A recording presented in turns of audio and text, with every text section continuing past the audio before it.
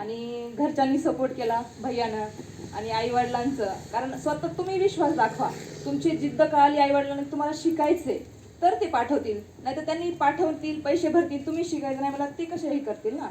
असं तुम्ही स्वतः जिद्द दाखवा की तुम्हाला जायचंय, तुम्हाला स्वतःला करायचं, तुमच्या स्वतःसाठी करायचंय, असं कोणासाठी नाही, तुमच्या स्वतःसाठी करा. मुलींना तर विशेषतः स्वतःच्या पायावर उभं राहिलं तर सगळ्यात चांगलं, कारण दुसऱ्यांना मागण्यापेक्षा स्वतःच हे केल्यावर फरक पडतो ना. त्यामुळं मग मी पुण्याला गेले आणि सुरुवातीला तर 2 वर्ष तर मला अभ्यास समजण्यामध्येच गेले, सिलेबस, कारण एवढं मार्गदर्शन प्रॉपर भेटलंच नाही मला, कारण आसपासचे कोणी नव्हतेच स्पर्धा परीक्षा करणारे.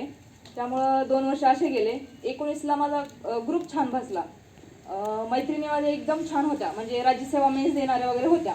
त्यांच्या ग्रुपमध्ये गेल्यामुळं माझा खूप छान अभ्यास झाला. आणि एक मैत्रीण होती राज्यसेवा मेन्स दिलेली, ती मला सारखं गायडन्स करायची.